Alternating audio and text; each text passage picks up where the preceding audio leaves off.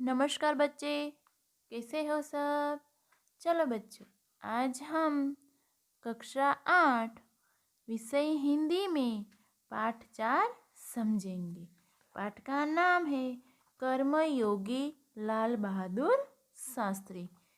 उनके लेखक है शंकर दयाल शर्मा और उनका साहित्य प्रकार है रेखाचित्र। तो बच्चों, हम पार्ट 1 का पुनरावर्तन करते हैं। महान कर्म योगी। तो देखो बच्चों, लाल बहादुर शास्त्री महान कर्मयोगी थे। वे भाग्य के भरोसे बैठने वाले व्यक्ति नहीं थे।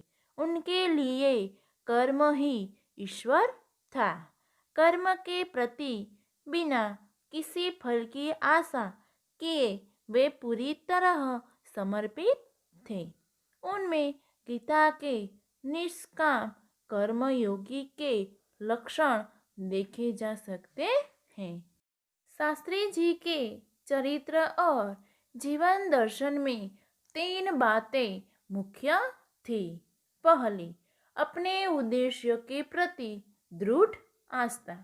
दूसरी, उस उद्देश्य को पाने के लिए कर्मयोग का अनुसरण। और तीसरी है कर्म के प्रति पूर्ण समर्पण। शास्त्री जी मानते थे कि जीवन के किसी भी क्षेत्र में सफल होने के लिए समर्पित भाव से कर्म करना चाहिए। कर्म के प्रति मन में भक्ति भी होनी चाहिए। अब शास्त्री जी की विशेषताएं। शास्त्री जी जो कुछ भी कहते थे वही करते थे। वे जो कुछ भी करते थे वह देश के लाभ के लिए ही करते थे। शास्त्री जी विशिष्ट होकर भी जीवन भर सामान्य ही बने रहे थे। तो देखो, शास्त्री जी में विनम्रता, सादगी और सरलता उनके व्यक्तित्व में घुल मिल गई थी। शास्त्री जी जीवन भर महात्मा गांधी तथा डॉक्टर भगवान दास के आदर्शों पर चलते रहे। विनम्र ही पृथ्वी के वारिस बनेंगे। बाइबल की यह उक्ति उन पर बिल्कुल सही बैठती थी, क्योंकि वे स्वयं को कभी शासक न मानकर हमेशा जनता का सेवक ही मानते थे। तो बच्चों, चलो आज हम आगे का पाठ समझते हैं।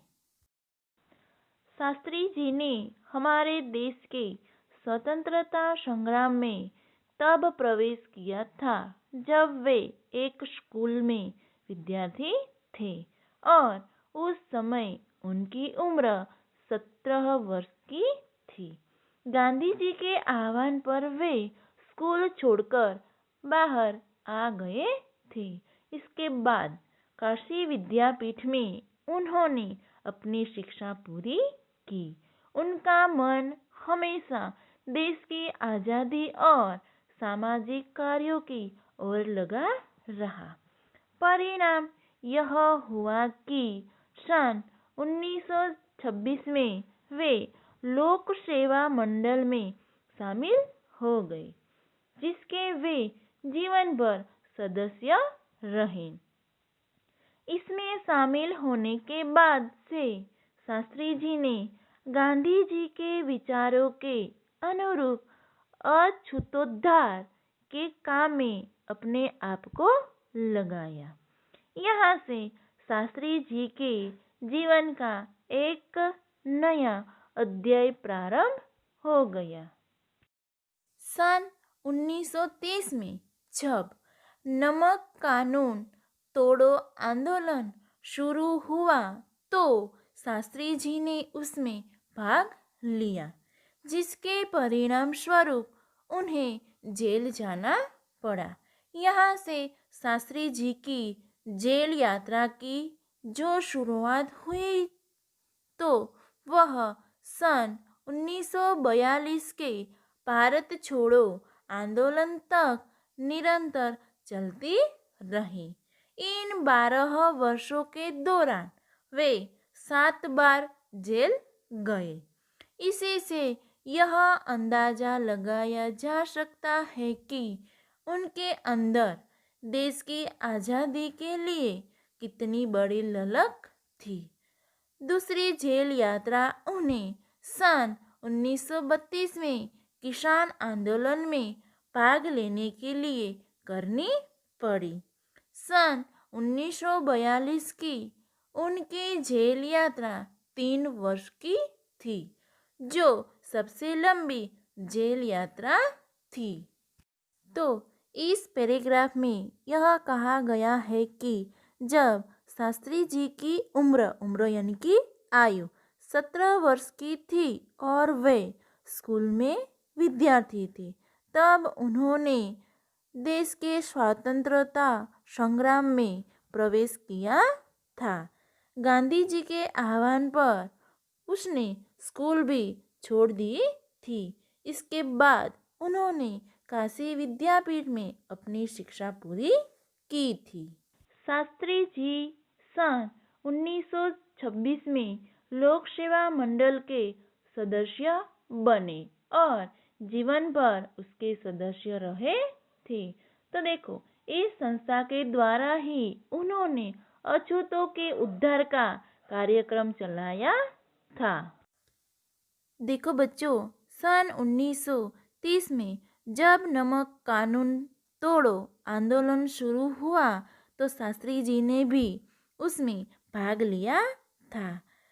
तो उसमें शास्त्री जी को जेल जाना पड़ा था। तो देखो बच्चों, नमक सत्याग्रह यानी कि ब्रिटिश सरकार ने नमक पर कर लगाया था। इसके नमक महंगा हो गया था, तो गांधी जी ने इसका विरोध किया। 12 मार्च 1930 को उन्होंने साबरमती से दांडी की तरफ कूच की थी। हजारों लोगों ने उनका साथ दिया था। दांडी पहुंचकर और समुद्र के किनारे से नमक उठाकर उन्होंने नमक का कानून तोड़ा। गुजरात के धरासणा में सरोजिनी नायडू के नेतृत्व में नमक सत्याग्रह हुआ था। देखो बच्चों, इस पैराग्राफ में दूसरा भी आंदोलन आया है। उनका नाम है हिंद छोड़ो आंदोलन यानी कि भारत छोड़ो आंदोलन। तो देखो बच्चों, भारतवासियों की इच्छा इस युद्ध में शामिल होने की नहीं थी। फिर भी अंग्रेज सरकार ने भारतीय जवानों को सेना में भर्ती कर इस युद्ध में लड़ने के लिए भेजा था। अंग्रेजों को इस युद्ध में भारतीयों के संपूर्ण सहयोग की आवश्यकता थी। कांग्रेस ने इसके लिए भारत में राष्ट्रीय सरकार की स्थापना की मांग की। सरकार ने इस मांग को ठुकरा दिया था। इसके विरोध में अगस्त 1942 में गांधी जी ने करेंगे या मरेंगे का नारा देते हुए अंग्रेजों से भारत छोड़ने को कहा। हिंद छोड़ो आंदोलन ने ही भारत को स्वतंत्रता दिलाने की भूमिका तैयार की थी। तो देखो बच्चों, इस 12 वर्ष के दौरान शास्त्री जी 7 बार जेल गए थे। सन 1942 की उनकी जेल यात्रा 3 वर्ष की थी, यानी कि जो सबसे लंबी जेल यात्रा थी। इस दौरान शास्त्री जी जहां एक और गांधी जी द्वारा बताए गए रचनात्मक कार्यों में लगे हुए थे, वहीं दूसरी ओर पदाधिकारी के रूप में जन सेवा के कार्यों में भी लगे रहे। सन 1935 में वे संयुक्त प्रांतीय कांग्रेस कमेटी के सचिव बनाए गए। इस पद पर वे 1938 तक रहे। किसानों के प्रति उनके मन में विशेष लगाव था, इसलिए उनको सन 1936 में किसानों की दशा का अध्ययन करने वाली एक कमेटी का अध्यक्ष बनाया गया। पूरी लगन के साथ काम करके उन्होंने अपनी रिपोर्ट प्रस्तुत की, जिसमें जिंदारी उन्मूलन पर विशेष जोर दिया। सन 1935 में वे संयुक्त प्रांतीय कांग्रेस कमेटी के सचिव बने थे। सन 1936 में उन्होंने किसानों की दशा का अध्ययन करने वाली एक कमेटी का अध्यक्ष बनाया गया। उसकी जो रिपोर्ट थी उन्होंने पेश की, उसमें जमींदारी उन्मूलन पर विशेष जोर दिया था। उन्मूलन यानी कि जड़ मूल से नष्ट करना। इसके बाद 6 वर्षों तक वे इलाहाबाद की नगर पालिका से किसी न किसी रूप में जुड़े रहे। मैं समझता हूँ कि इस अनुभव ने भी शास्त्री जी के व्यक्तित्व और चिंतन को नागरिकों की समस्याओं से निकट से परिचित कराया। उनके पास ग्रामीण जीवन का अनुभव था। अब इसके साथ ही इलाहाबाद नगर पालिका ने जन सेवा का भी अनुभव जोड़ दिया था।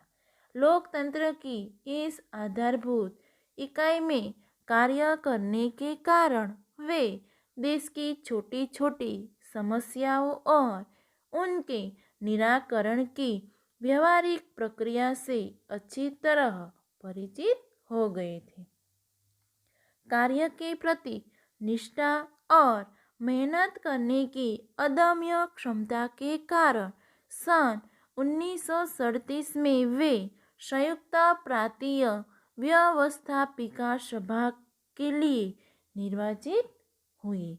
सही मायने में यही से शास्त्री जी के संसदीय जीवन की शुरुआत हुई, जिसका समापन देश के प्रधानमंत्री पद तक पहुंचने में हुआ। शास्त्री जी को भारतीय राजनीति की इतनी सही और गहरी पकड़ थी कि श्रीमती इंदिरा गांधी ने उन्हें अपना राजनीतिक गुरु मानते हुए कहा था कि उन्हीं के मार्गदर्शन में मेरा राजनीतिक जीवन शुरू हुआ।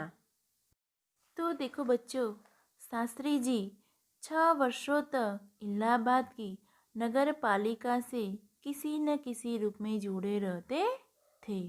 शास्त्री जी के व्यक्तित्व और चिंतन को नागरिकों की समस्या से निकट परिचित कराया। इस प्रकार विभिन्न पदों पर काम करते हुए उन्हें देहाती और शहरी जनता की विभिन्न समस्याओं से परिचित होने का अवसर मिला। तो देखो, सन 1937 में वे संयुक्त प्रांत की व्यवस्थापिका सभा के लिए चुने गए। यहाँ से उनकी संसदीय जीवन की शुरुआत हुई थी और जिसका समापन देश के प्रधानमंत्री पद तक पहुंचने में हुआ था। शास्त्री जी को भारतीय राजनीति की सही और गहरी जानकारी थी। इससे प्रभावित होकर श्रीमती इंदिरा गांधी शास्त्री जी को अपना राजनैतिक गुरु मानती थी। देश की आज़ादी के बाद उत्तर प्रदेश तथा केंद्र सरकार में शास्त्री जी भिन्न भिन्न पदों पर रहे। उत्तर प्रदेश में उन्हें गृह मंत्री बनाया गया। बाद में पंडित नेहरू के अनुरोध पर वे केंद्र में आ गए।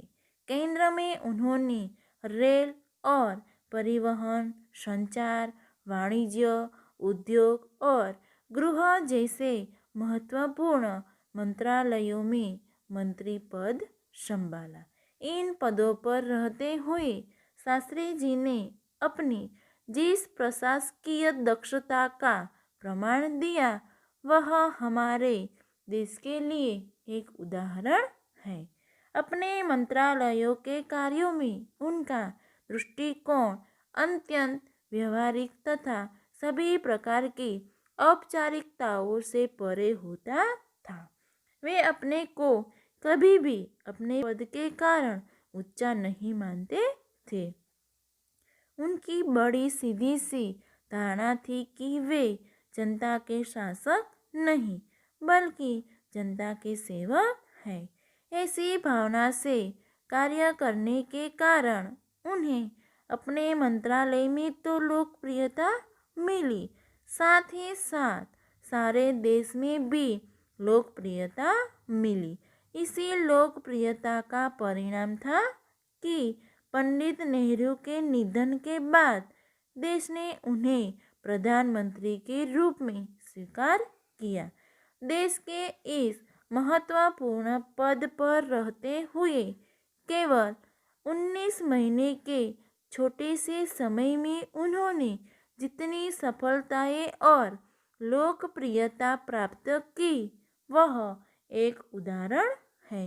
शास्त्री जी के सामने अपना उद्देश्य बिल्कुल स्पष्ट था। उसमें किसी प्रकार का धुंधलापन या भटकाव नहीं था। तो देखो, इस पैराग्राफ में कहा गया है कि देश की स्वतंत्रता के बाद शास्त्री जी उत्तर प्रदेश तथा केंद्र सरकार के विभिन्न पदों पर रहे। केंद्रीय मंत्री के रूप में शास्त्री जी को परिवहन, संचार, वाणिज्य, उद्योग तथा गृह मंत्रालय की जिम्मेदारियां संभाली। हर पद पर रहकर उन्होंने अपनी प्रशासकीय क्षमता का परिचय दिया था। उनका दृष्टिकोण अत्यंत व्यवहारिक होता था। इसीलिए पंडित नेहरू के निधन के बाद देश ने शास्त्री जी को प्रधानमंत्री के रूप में स्वीकार किया था। शास्त्री जी का दृष्टिकोण अत्यंत व्यवहारिक होता था। 19 महीने तक प्रधानमंत्री के पद पर रहकर उन्होंने उल्लेखनीय सफलताएं और लोकप्रियता प्राप्त की थी। वे हमारे देश के अत्यंत महत्वपूर्ण पदों पर रहे और इन पदों पर रहते हुए स्वाभाविक रूप से वे अधिकार संपन्न भी थे। लेकिन उन्होंने हमेशा आत्मसमय से काम लिया था। अधिकारों से अधिक कर्तव्य को तरजीह दी। शायद इसलिए शास्त्री जी इतने अधिक लोकप्रिय भी हो सके। उन्होंने अलीगढ़ मुस्लिम विश्वविद्यालय के दीक्षांत समारोह में 19 दिसंबर 1964 को छात्रों को संबोधित करते हुए कुछ इसी तरह के विचार व्यक्त किए थे। आपके भविष्य की मंजिल चाहे जो कुछ भी हो, आप में से प्रत्येक को यह सोचना चाहिए कि आप सबसे पहले देश के नागरिक हैं। यह आपको संविधान द्वारा प्रदत्त कुछ अधिकार देता है, लेकिन इससे कुछ कर्तव्यों का भी बोझ आता है जिसे समझना चाहिए। हमारा देश प्रजातांत्रिक है जो निजी स्वतंत्रता देता है, लेकिन इस स्वतंत्रता का उपयोग एक व्यवस्थित समाज के हित में स्वेच्छा से लगाए गए प्रतिबंधों के तहत होना चाहिए। अधिकार, कर्तव्य और आत्मसंयम के बारे में यह अत्यंत महत्वपूर्ण बात शास्त्री जी ने कही थी, जिसे आज याद रखने की जरूरत है। अलीगढ़ विश्वविद्यालय के दीक्षांत समारोह में शास्त्री जी ने छात्रों से कहा था कि भविष्य में आप कुछ भी बने, लेकिन सबसे पहले आप इस देश के नागरिक हैं। देश का संविधान आपको कुछ अधिकार देता है। साथ ही आप पर कुछ कर्तव्यों का भार भी डालता है। देश में प्रजातंत्र होने के कारण प्रत्येक नागरिक को निजी स्वतंत्रता भी मिली है। तो इस स्वतंत्रता का उपयोग हमें समाज के हित में करना चाहिए। तो देखो, इस प्रकार शास्त्री जी ने दीक्षांत समारोह में संविधान द्वारा नागरिकों को मिली स्वतंत्रता के सदुपयोग के बारे में अपने विचार प्रकट किए थे। तो देखो, अधिकार, कर्तव्य और आत्मसंयम के बारे में यह अत्यंत महत्वपूर्ण बात शास्त्री जी ने हमें कही थी, जिसे यह बात आज हमें याद रखने की ज़रूरत है। इस इकाई से लाल बहादुर जी के सद्गुण ग्रहण हम कर सकते हैं। तो देखो, कौन कौन से सद्गुण हम ग्रहण कर सकते हैं। तो लाल बहादुर जी छोटे कद के बड़े व्यक्ति थे। उनके जीवन से हमें यह शिक्षा मिलती है कि हमें अपना कर्तव्य निष्काम भाव से करना चाहिए। अपने उद्देश्य के प्रति हमारी दृढ़ आस्था होनी चाहिए। उसे पाने के लिए हमें कर्म में लगे रहना चाहिए और उसके प्रति हमारा संपूर्ण आत्मसमर्पण होना चाहिए। हमारे जीवन में श्रम यानी कि मेहनत, सेवा, सरलता, विनम्रता और सादगी को यह आवश्यक है। हम जो कहे वही करें और अपने राष्ट्र को लाभ पहुंचाने की वृत्ति रखें। इस प्रकार हम शास्त्री जी के जीवन से अनेक सद्गुण ग्रहण कर सकते हैं।